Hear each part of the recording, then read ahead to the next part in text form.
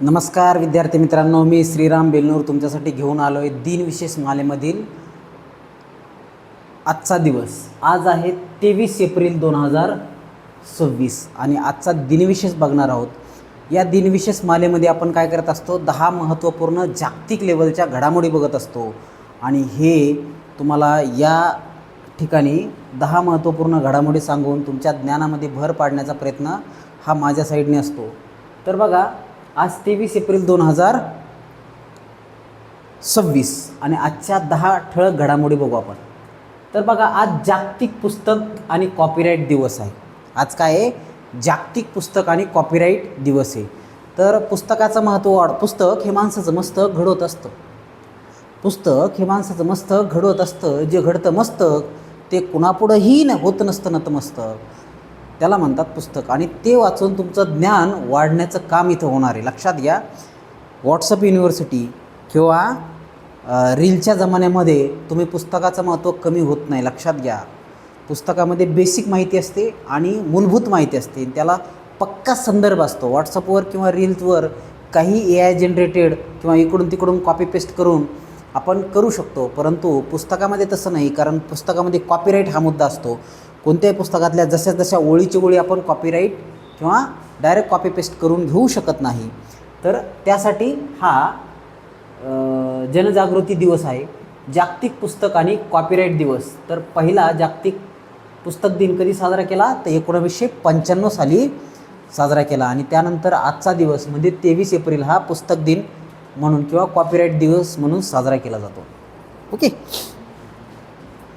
त्याच्यानंतर इंग्रजी भाषा दिन.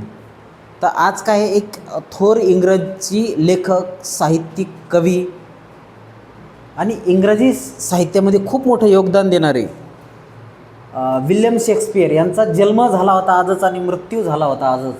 म्हणून युनायटेड नेशननी हा दिवस इंग्रजी भाषा दिन म्हणून साजरा करायला सुरुवात केली. तर शेक्सपियर यांचा जन्म कधी झाला होता, तर 1564 आजच्याच दिवशी आणि मृत्यू कधी झाला होता 1616 कधी, तर आजच्याच दिवशी. म्हणजे 23 एप्रिललाच जन्म आणि 23 एप्रिललाच मृत्यू, असं रेअर कॉम्बिनेशन असलेले विल्यम शेक्सपियर यांचा जन्मदिवस आज काय म्हणून साजरा केला जातो, तर इंग्रजी भाषा दिन म्हणून साजरा केला जातो. आणि इंग्रजी भाषेचं महत्त्व बघा, इंग्रजी ही जागतिक भाषा आहे. आपण मुलांना म्हणतो की मराठी भाषा बोलली पाहिजे. हां, नक्कीच बोलली पाहिजे. माझ्यासारखा माणूस मराठीमधून तुम्हाला सांगतो आहे, माझ्या मराठीचं कौतुक आहे, किती सांगू. हे अमृतासोबतसुद्धा पैज जिंकेल असं ज्ञानेश्वरांनी सांगितलं आहे. परंतु जागतिक लेवलला तुम्ही जर जगामधला नागरिक होणार असाल तर इंग्रजी भाषेचं महत्त्व तुम्ही समजून घेतलं पाहिजे. आणि पूर्ण जगावर राज्य असणाऱ्या ब्रिटिशांनी इंग्रजी भाषेचा प्रचार प्रसार केला आणि आज जगामध्ये खूप साऱ्या देशामध्ये इंग्रजी भाषा बोलली जाते. तर ह्या भाषेचं महत्त्वसुद्धा कमी होत नाही. नक्कीच मातृभाषेवर प्रेम करा, मातृभाषेतून शिका, परंतु इंग्रजीसारख्या भाषेकडे सुद्धा दुर्लक्ष करू नका. इवन ती शिकाच, कंपल्सरी करा. इंग्रजी येणं काळाची गरज आहे, लक्षात घ्या. तर आज इंग्रजी भाषा दिन आहे. त्याच्यानंतर अमेरिकेतील पहिली सार्वजनिक शाळा बोस्टन येथे 1665ला 23 एप्रिल 1665ला पहिली लीगल म्हणण्यापेक्षा सार्वजनिक पहिली ऑथेंटिक किंवा सार्वजनिक शाळा 23 एप्रिल 1665ला 23 एप्रिल 1665ला अमेरिकेमधील बोस्टन या ठिकाणी चालू करण्यात आली. ओके. आणि त्याच्यानंतर मग शाळा किंवा कॉन्व्हेंट पद्धती किंवा पहिले आपल्याकडं गुरुकुल पद्धती वगैरे होत्या, परंतु शाळा, कॉलेजेस, महाविद्यालय, युनिव्हर्सिटी या सगळ्या गोष्टीची सुरुवात कधी झाली, म्हणजे सार्वजनिक शाळाची सुरुवात 1665ला झाली. तर आपल्याकडं खूप सारे नालंदा, तक्षशिलासारखे खूप सारे महाविद्यालय, विश्वविद्यालय होते. विश्वविद्यालय आणि जगातून लोक तिथं ज्ञान ग्रहण करण्यासाठी यायचे. तर हे झालं महाविद्यालय, विश्वविद्यालय. परंतु शाळा पातळी आणि ते पण सार्वजनिक, म्हणजे सगळ्यांसाठी असं व्यासपीठ जर तयार केलं असेल अमेरिकेने पहिलं, तर ते कोणते, बोस्टन लॅटिन स्कूलची स्थापना. तर कधी झाली, 1665ला झाली. त्याच्यानंतर नमिबिया या राष्ट्राचा संयुक्त राष्ट्र म्हणजे युनायटेड नेशनमध्ये प्रवेश 1990ला. तर पहा, दुसऱ्या महायुद्धानंतर शांततेचं आवाहन करण्यासाठी जगातल्या वेगवेगळ्या देशांनी एकत्र येऊन राष्ट्रसंघाची स्थापना केली आणि त्या राष्ट्रसंघाचं नंतर कन्व्हर्जन युनायटेड नेशनमध्ये संयुक्त राष्ट्रामध्ये झालं आणि आजच्या घडीला जवळपास 193 देश याच्यामध्ये सहभागी आहेत. तर या युनायटेड नेशनमध्ये किंवा संयुक्त राष्ट्रामध्ये 23 एप्रिल 1990ला नामिबिया या देशानं युनायटेड नेशनमध्ये आपलं सदस्यत्व स्वीकारलं किंवा प्रवेश केला. त्याच्यानंतर आजच्या दिवशी मी ॲट द झू हा यूट्यूबवरील पहिला व्हिडिओ. यूट्यूब आता बघा, आपण हे यूट्यूबच्या माध्यमातून घेतो, परंतु यूट्यूबचा पहिला व्हिडिओ कधी झाला? 2005 रोजी. लई लांबची गोष्ट नाही आहे. 2005 रोजी रात्री 8:27 19 सेकंदाचा व्हिडिओ कोणी टाकला? जावेद करीम हे यूट्यूबचे सहसंस्थापक यांनी हा व्हिडिओ टाकला आणि आजच्या घडीला त्याचे 365 दशलक्षपेक्षा जास्त व्ह्यूज आहेत. ओके, तर जगामधला पहिला यूट्यूबचा व्हिडिओ कोणता आहे? मी ॲट द झूमध्ये मी अशा पद्धतीचा एक व्हिडिओ 19 सेकंदाचा छोटासा व्हिडिओ जावेद करीम यांनी टाकला. ते कोण होते? यूट्यूबचे सहसंस्थापक होते. आणि 19 सेकंदाचा व्हिडिओ कधी टाकला? 23 एप्रिल 2005ला 8:27 टाकला.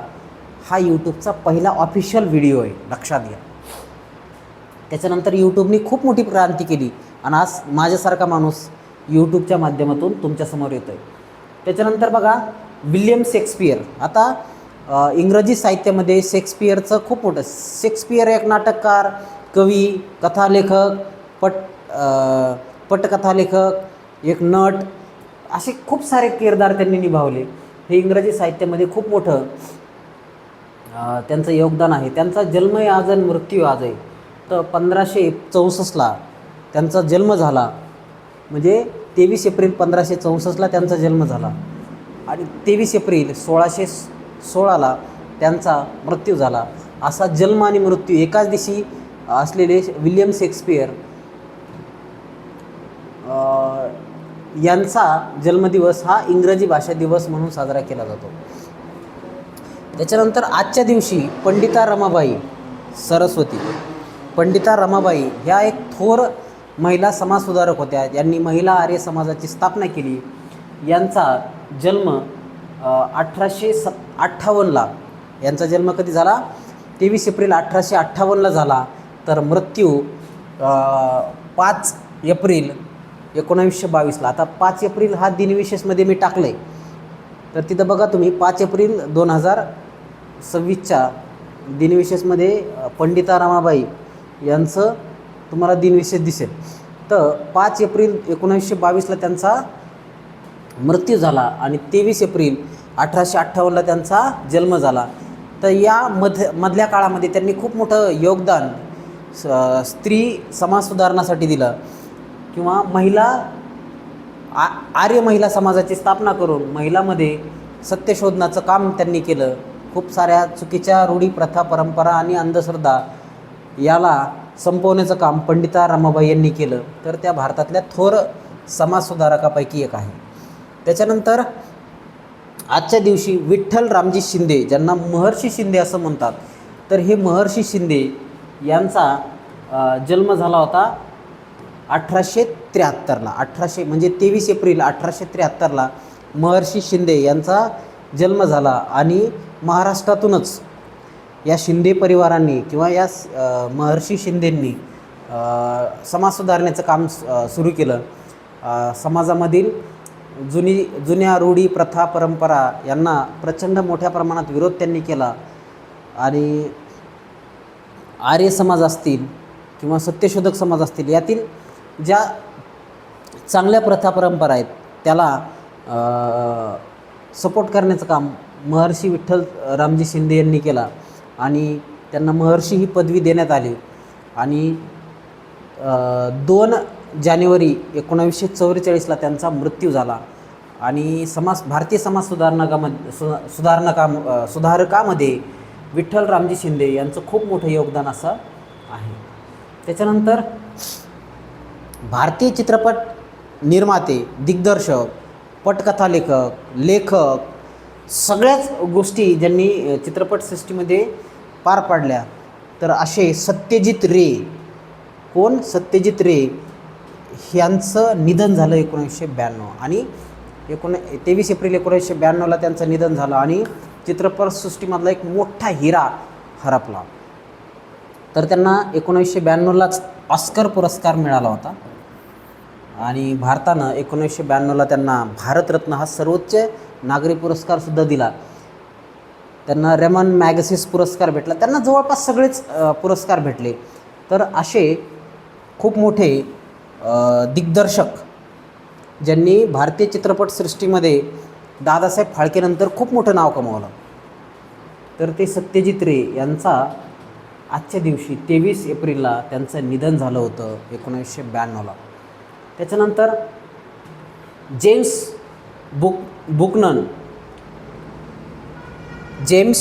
बुकॅनन हे अमेरिकेचे 15वे राष्ट्राध्यक्ष यांचा जन्म कधी? 23 एप्रिल 1793ला यांचा जन्म झाला आणि 1 जून 1868ला त्यांचा मृत्यू झाला. तर हे अमेरिकेचे 15वे राष्ट्राध्यक्ष. तर हे अपयश मिळवलेले राष्ट्राध्यक्ष. यांच्याच काळामध्ये अमेरिकेमध्ये गृहयुद्ध सुरू झाले. ओके, गृहयुद्ध म्हणजे काय? दक्षिण आणि उत्तर अमेरिका